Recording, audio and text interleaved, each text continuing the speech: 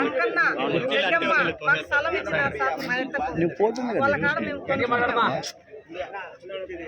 చనిపోయిన తర్వాత అది నా కోడాలు కానీ రాయిపించింది. ఆ అగ్రిమెంట్లు ఉన్నాయని చెప్పి నన్ను కొట్టను తిట్టను రవిడితనం చేసి నేను రోడ్డు వేస్తా అంటే అడ్డపడినా. కొట్టలు వచ్చినాడు. మట్టి ఎర్రమట్టి తోలుతా అంటే వాడు పోయి అడ్డపడినా. కొట్టలు వచ్చినాడు. నేనే మాట్లాడినానని చెప్పి పోలీసు వాళ్ళకి ఫోన్ చేసి ఎస్పీకి ఎస్ఐకు నేను తిట్టినట్టుగా వాళ్ళకి ఈడీ చూపించినాడు.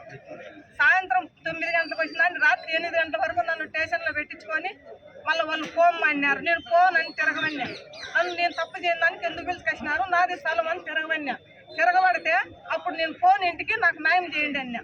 అప్పుడు ఫోన్ వాళ్ళు నన్ను పంపించేసినారా. నేను ఇంటికి పోయినామంటే ఏం చేస్తుంది, ఎక్కడ చేస్తుంది, నేను పోయి గలీజు మాటలు మాట్లాడతాడు సార్. ఒంటిగా కనపడితే లంజి అంటాడు, నీళ్ళకు పోతే లంజి అంటాడు, నా ఉచ్చల్లాగా వచ్చింది అంటాడు.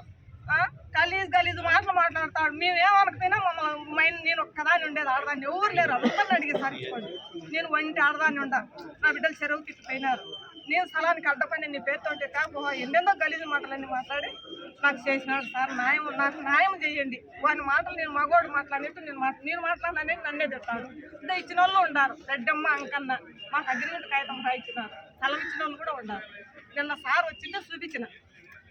రాంప్రసాద్ రెడ్డి సార్ వచ్చింటే ఇదే సార్ నా స్థలము, నేనే నాకు ఇన్ని మాటలు తిరిగినా సార్ అని అన్నీ చెప్పినా. సరేలేమ్మా చాలా సార్లు వచ్చినావు, నీకు న్యాయం చేస్తా. ఎంఆర్ఓ ఆఫీస్ కాడికి రా, నీకు ఎంఆర్ఓకు ఆర్ఐకు ఈఆర్ఓకు అందరికి చెప్పి నీకు న్యాయం చేస్తాను, నువ్వు బాధపడాకు అన్నాడు.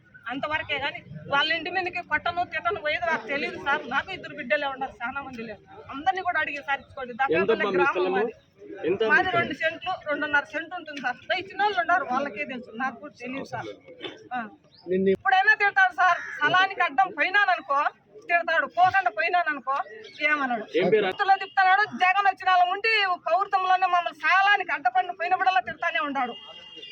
ఇదే కాకుండా వ్యక్తిగతంగా చాలా బాకీలు ఉన్నాయి. ప్రతి ఒక్కరికి దగ్గర బాకీలు చేసినాడు. ఆ బాకీల వాళ్ళు కూడా చాలా మంది అతనికి రాంప్రసాద్ రెడ్డి నేను నిలేసి అడిగినానని చెప్పి చాలా పంచాయతీల్లో చాలా మంది రంగమ్మ నీకు సహాయం వస్తానంట, మెడకాయలు తీస్తా తలకాయలు తీస్తానని వాళ్ళకి పోయి పాపం ఏదేదో తిట్టి ఇంటి మీద ఇది చేసినాడు.